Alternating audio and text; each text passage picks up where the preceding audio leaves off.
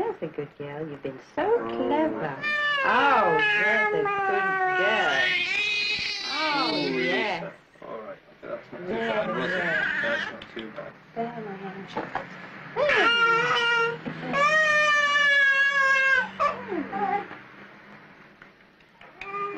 What's that? A few moments of discomfort for your child and a lifetime of protection in return. That's what immunization is all about. She's very good, aren't you? That's a good girl.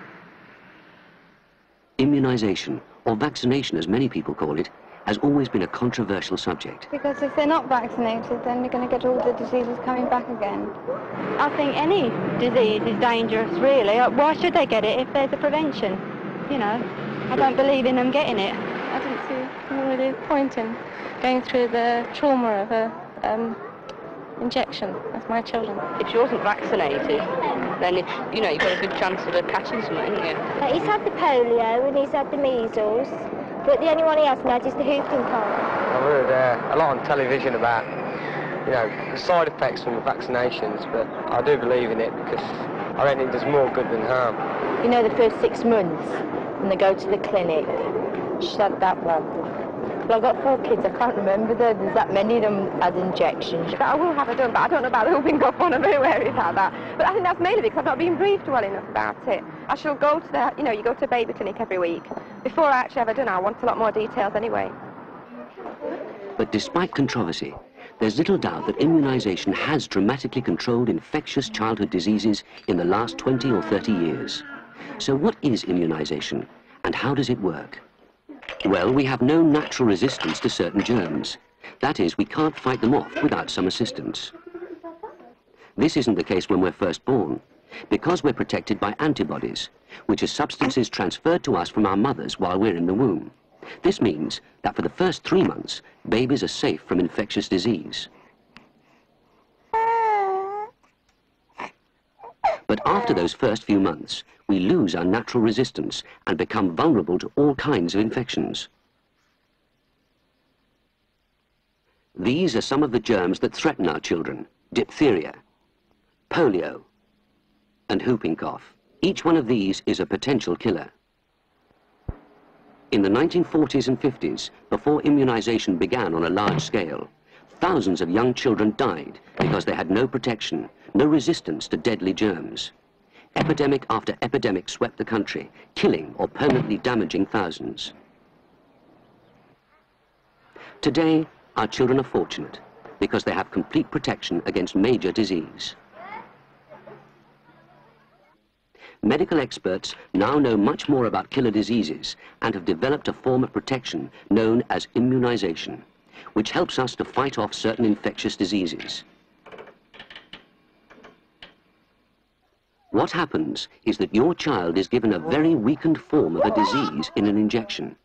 It's so weak that in most cases there will be no symptoms. And the body, by being exposed to the weakened germs, builds up resistance to them. Vaccines are manufactured in strict clinical conditions, and every precaution is taken to make sure they can't be harmful. But many people still worry about the possible side effects of vaccinations, yet all research shows that vaccine damage is rare. The chances of a healthy child being harmed by today's vaccines are very slim. We now live in a basically healthy society, and the benefits of vaccination far outweigh the dangers. In this country, dangerous infectious diseases are now at an all-time low. The main danger to our children is our complacency. If parents decide that immunization is no longer necessary, should it become unpopular, these diseases will return. And it's your children who will be at risk.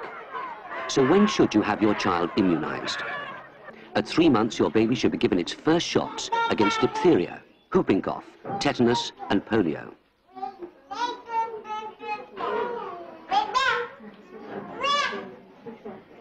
This is repeated at 5 to 6 months, which builds up immunity further.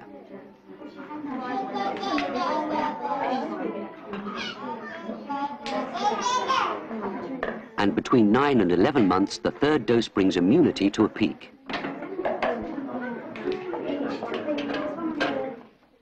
Then then sometime early in the 2nd year of life, they should be vaccinated against measles.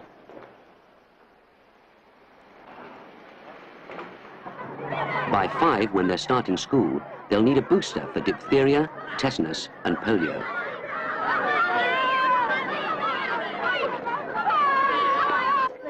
If you have a daughter, she'll need to be vaccinated for rubella sometime between 10 and 13.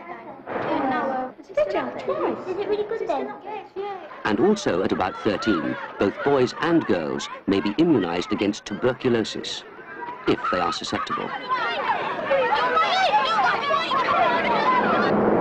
I don't think it's up to us to deny them the possibility of having it, of having the vaccination.